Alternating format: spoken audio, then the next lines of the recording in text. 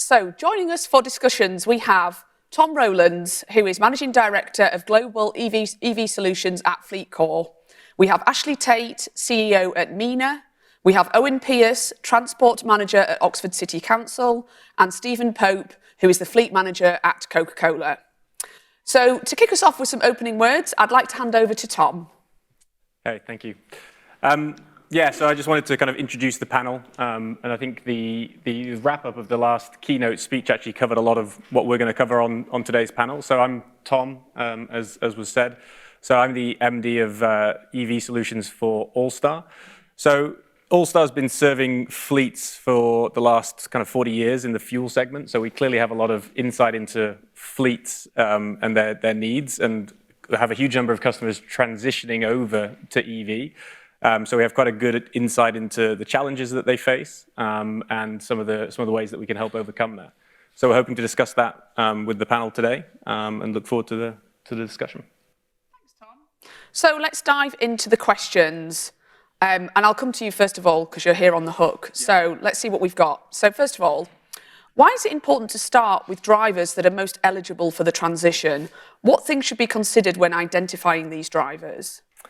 Yeah, and again, I think it was touched on in the keynote speech. I think we've kind of come through that early adopter phase, which was a relatively easy phase, sadly, for fleets, because it wasn't that easy necessarily to make that transition. But I think it was really important, and it is still really important, to make sure we select eligible drivers or the most eligible drivers to get into EVs, so that we don't create barriers to entry that aren't there. So if you put someone into a electric vehicle who's in a diesel and it's not suitable to go into an electric because of the route that they take or the fact that they don't have access to home charging, and it's a difficult experience, you kind of lose the will and the goodwill of the fleet drivers, which can then create issues when you try to put others into EVs. So I think selecting those who are keen to get into an EV and keen to learn and willing to learn and go out and do some of that, test and learn and fail first is helpful, because then you create advocates within the business, not people who are kind of detractors from the transition, which I think we've seen is super important. If you have, a couple of those drivers who are saying, we can do this, we can make it work. It's not the same as it used to be, but it's doable. That's a really helpful thing for fleets. Thanks.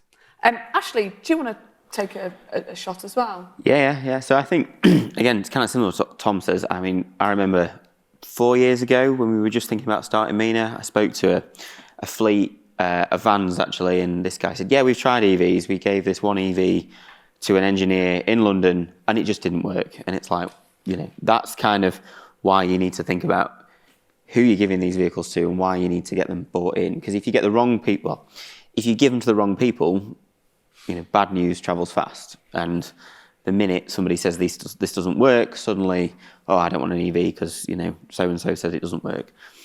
On the contrary, if you get them that do work, you need them advocates to say, it does work. I can get to the jobs I need to. And I don't run out of power in the middle of the M1. And, I don't even need to go to a petrol station anymore. It's even more convenient than diesel.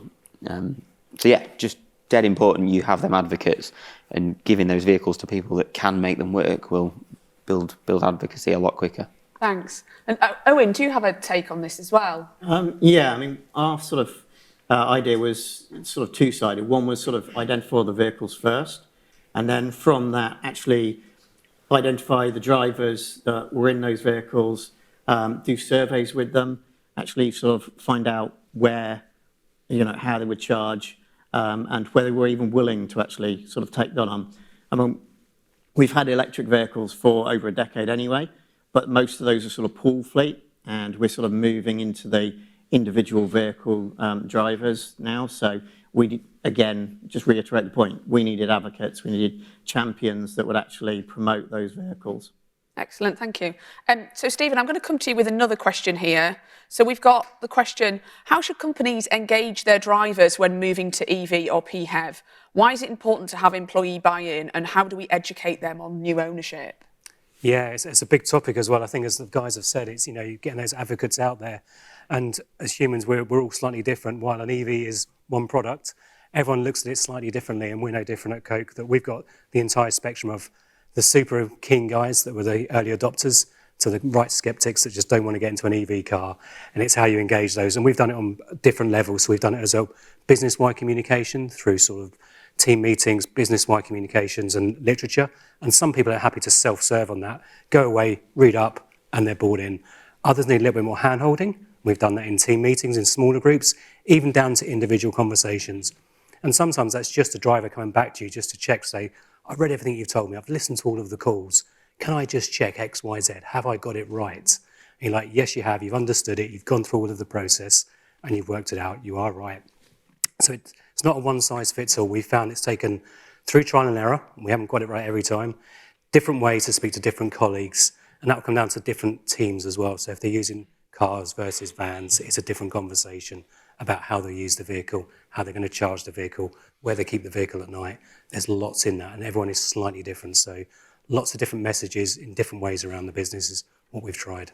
Thanks. And Tom, also, how do you think companies should engage their drivers? Yeah, I agree with everything Steve said, and I think again the keynote touched on it very nicely in terms of I think we sometimes forget that other people are not as up to speed on the EV market as we in this room and some of the people on this panel are.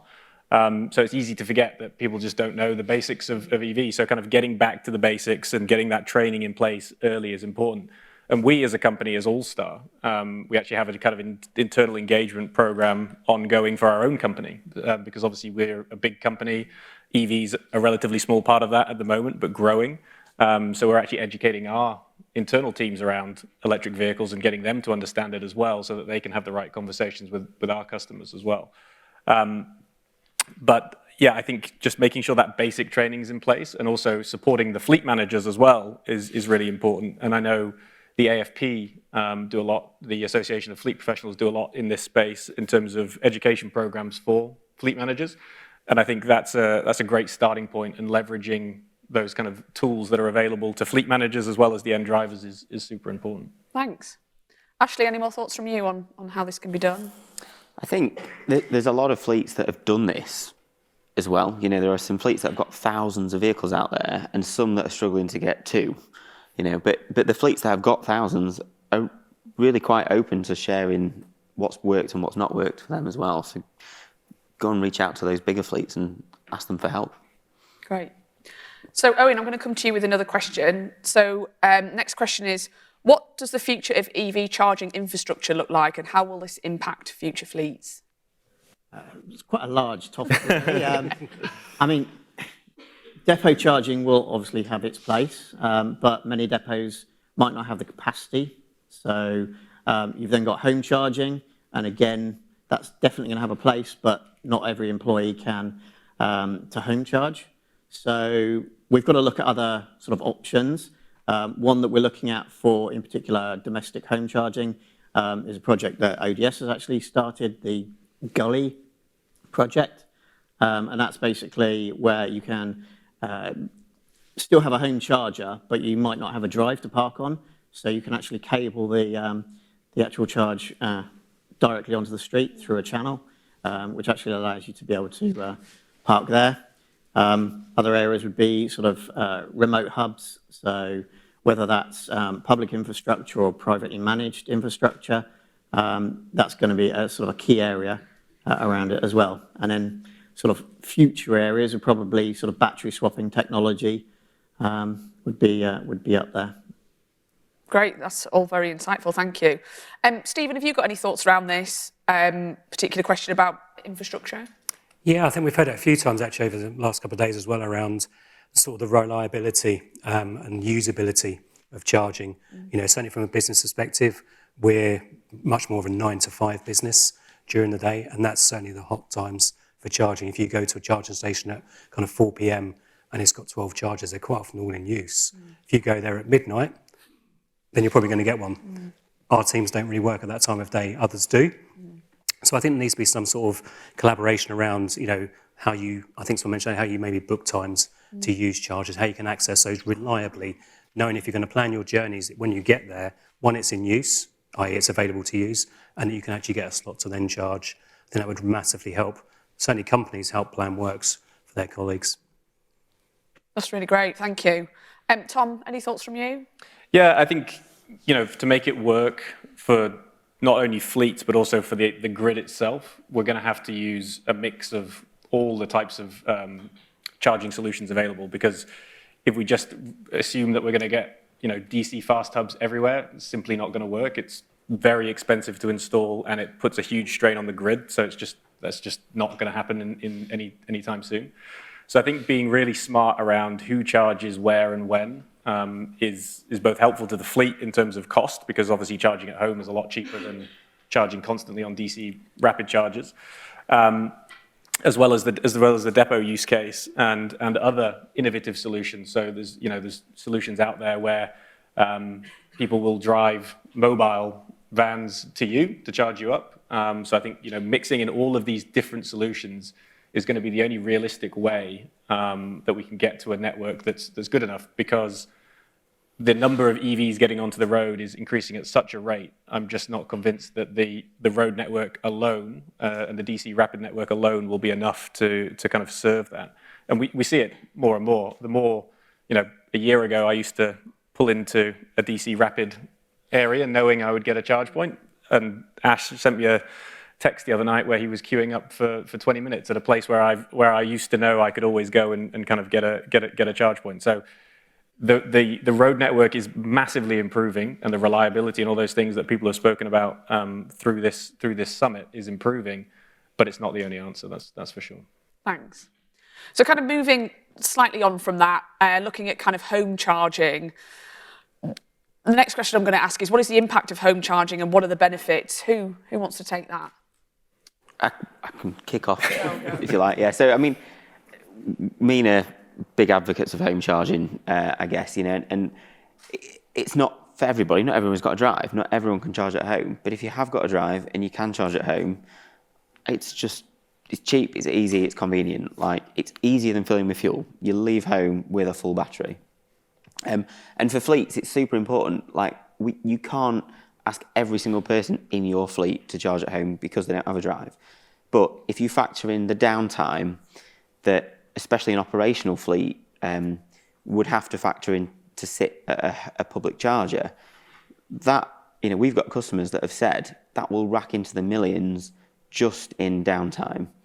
So you've got to take advantage of home, and it's not the only solution. Even if you can charge at home, like I charged at home this morning, I'm going to have to charge in public to get home until maybe batteries get bigger and ranges get longer. But there's always a place for public.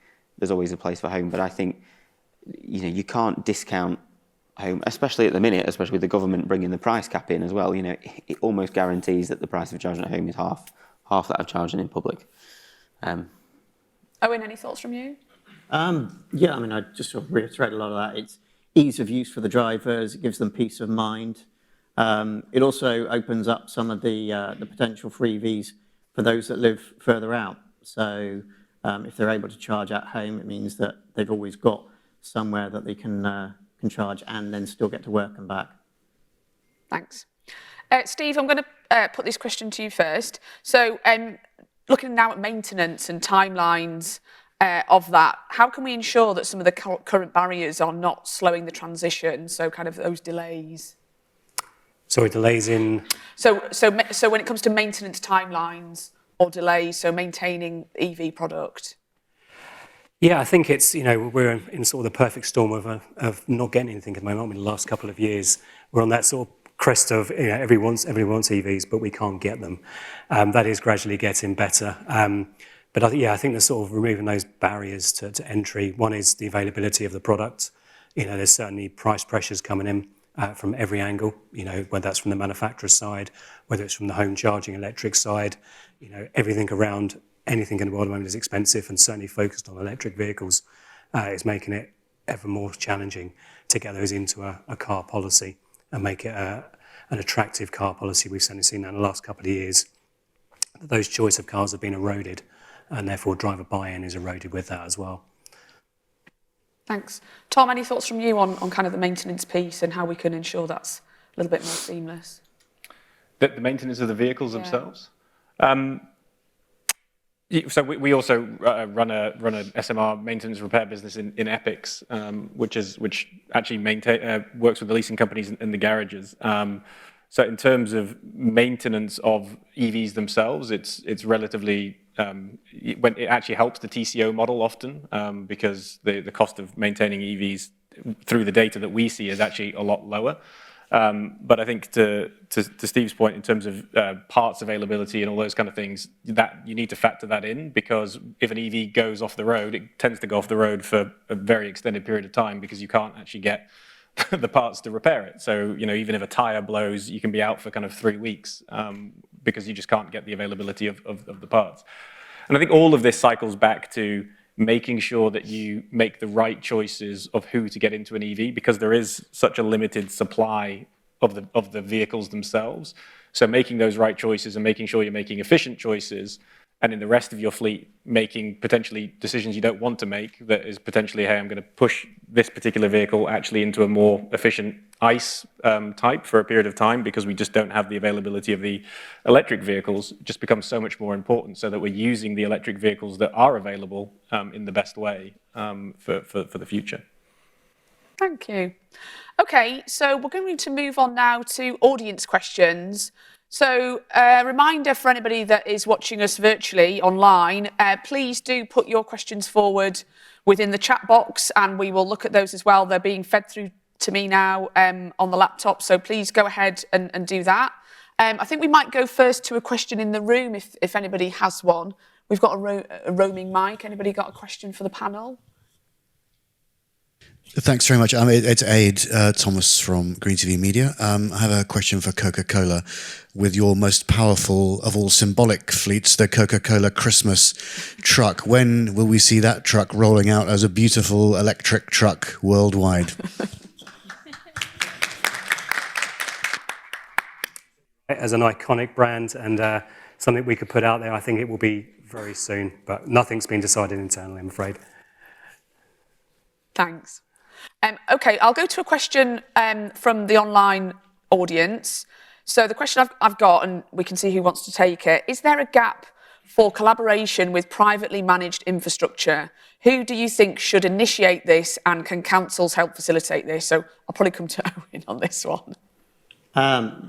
There is definitely the option. I mean, councils are already working on this and working on collaborations with organisations. As you've seen from the reception, Easy Charge, that's around Oxfordshire.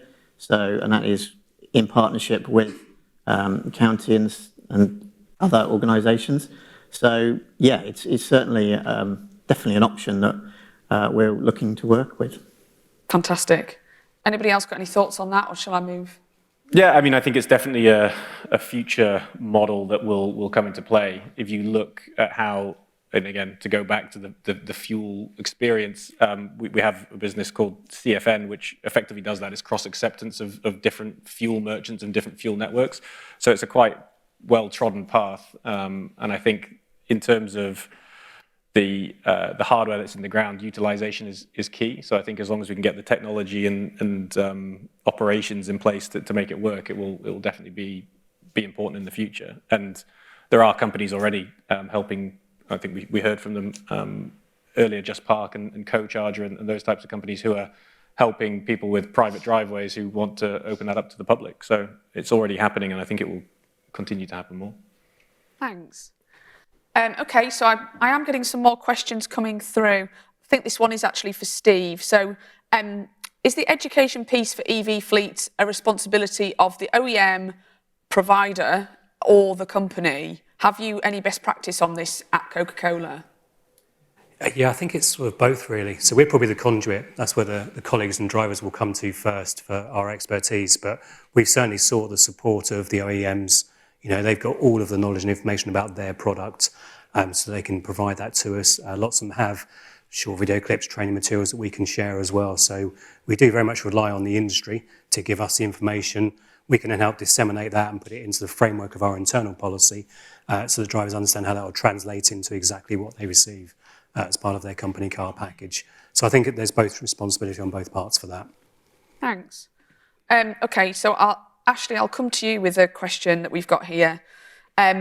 So fleets have a great opportunity at pushing broader awareness and uptake of EVs. How can we make sure this is well managed and marketed so we don't scare people off with minor setbacks that might happen in reality?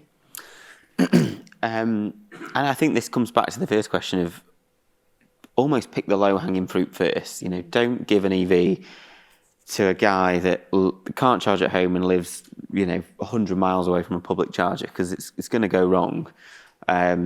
So you've got to manage, understand who you're giving EVs to, but also manage their expectations.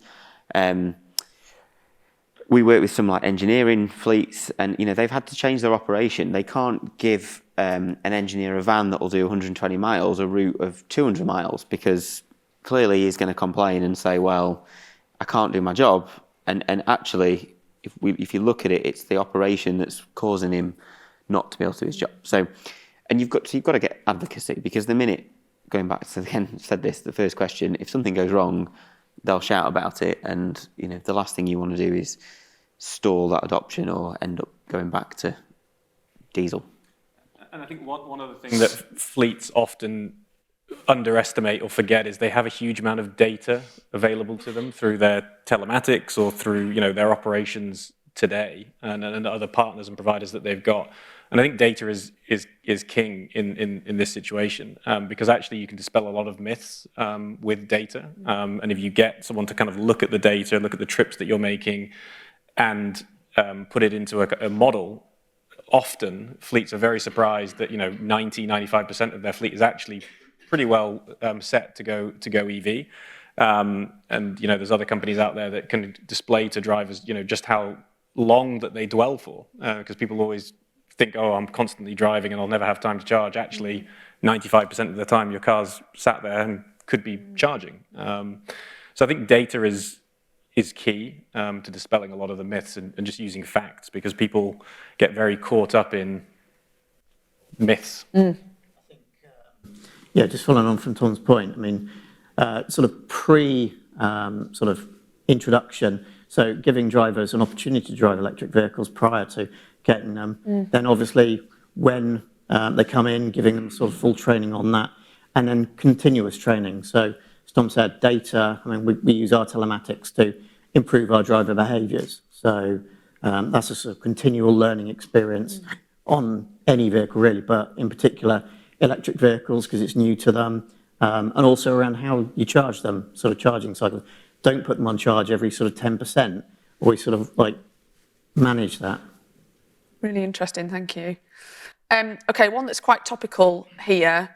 Is the current cost of living crisis going to affect the transition more broadly? Are businesses looking to help subsidise this and calm any worries of increased TCO? Anybody want to take that one? Yeah, I'll take a stab at the first bit. You're right. I think any cost increase within fleet is not a good thing. But certainly sort of the cost of electricity, where before it was a very attractive piece a couple of years ago, where your cost per mile was 2 or 3p maybe for some people. That's now getting very close to being parity with some of the ICE vehicles.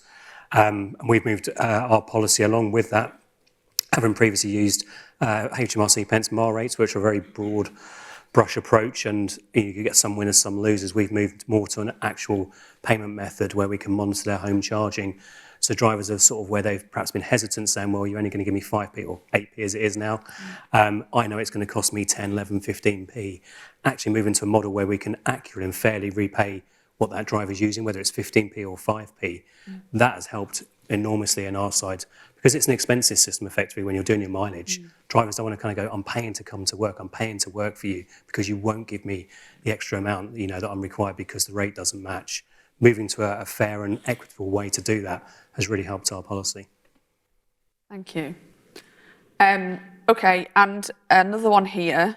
What are the thoughts on e-Tesla trucks in the UK to help support EV fleets? Is that something to happen?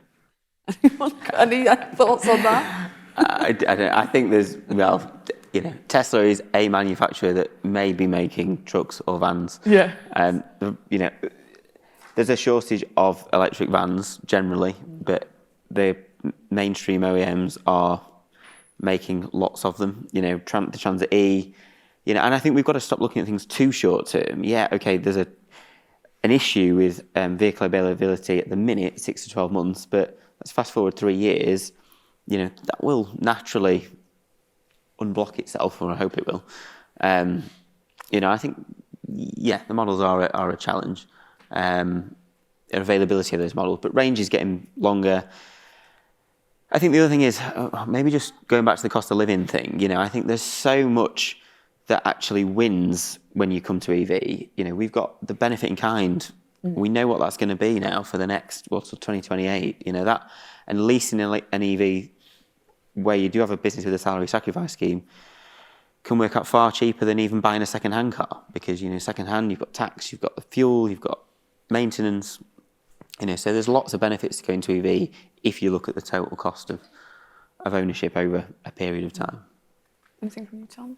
On the Tesla thing, I would love to see a Tesla truck in the UK, but I think it's probably a bit further out. I think the EV infrastructure for light commercial vehicles and cars is still not there, and I certainly don't think the UK necessarily has the sort of space that the US has to build those kind of super hubs that you're going to need for electric trucks. I do run our US business as well, and I know that there are more sort of dedicated, really large truck charging hubs going in the US, which gives a bit more emphasis, I guess, for OEMs and Tesla to build these types of trucks in the US market. I still think the space challenge of the UK will make EV trucks in the UK more of a challenge. So I think there's potentially a different route for the UK in HGV. Thanks. So I think we've probably only got time for one more question. I'll put it to the room as soon as we're here, but anybody? No, I don't think so. I've got one more online. So it's kind of talking about some of the difficulties potentially in supply with OEMs providing EVs to their own workforce, which we all agree is crazy. Should we be looking at other EV fleet solutions? So as well as cars or trucks, things like bikes and scooters.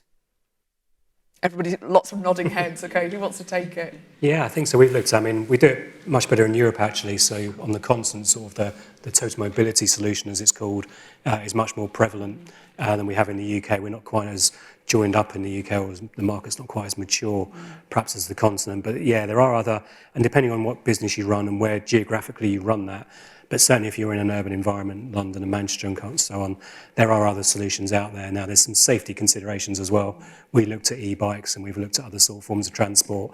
You know, I say notoriously dangerous. They're generally more risky when you're riding something with two wheels where you're not in the cabin as such. So we've not gone down that route. But for certain business models in certain environments, I think there are other solutions outside of the normal car solution. Owain, have you got anything? I mean, we actually operate electric bikes on fleet already, so we trial all sorts. Amazing. I think it's the future. I probably shouldn't say it, but I got in trouble for using an e-scooter at work. We were not insured, as I found out when I tried to put my expense claim in.